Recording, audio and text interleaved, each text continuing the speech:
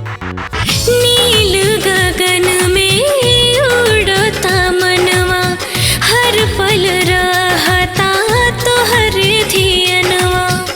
चैना करार बाड़ू निंदिया उड़वले, सोनाया से रूपावा झलकता हर नाम लेके दिलावा धड़कता, अरे धड़कता।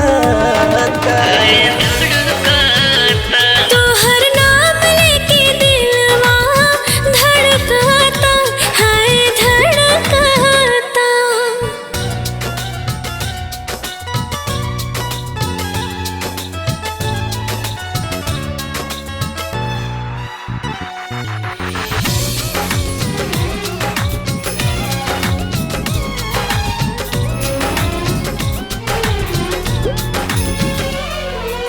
होठ गुलाबी शोकेदा है, अखियां दोनों मधुशाला बा। दिल के डोर तोहर लापन, ना कुंजी ना तालाबा। होठ गुलाबी शोकेदा है, अखियां दोनों मधुशाला बा। दिल के डोर तोहर लापन, ना कुंजी ना तालाबा। जोड़ नइखे तोहर बेजोड़ बालू रनिया, देखी सुघराई मन बहकता। तोहर नाम लेके दिलावा धड़कता, अरे धड़कता।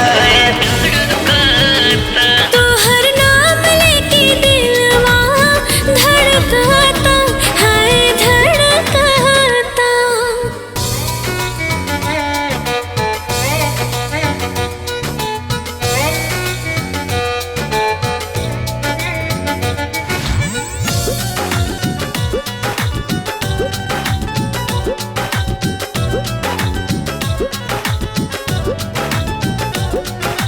गतरे गतर पसर प्रीतिया होखे नयाब पर जे हो।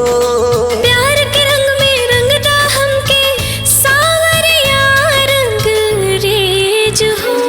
हाँ, गतरे गतर पसर प्रीतिया होखे नयाब पर जे हो।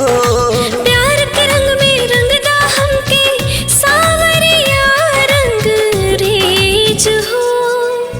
बिना रे बदरावा के लागे बिजुरिया, असमनवा में कड़कता। तोहर नाम लेके दिलावा धड़कता, अरे धड़कता।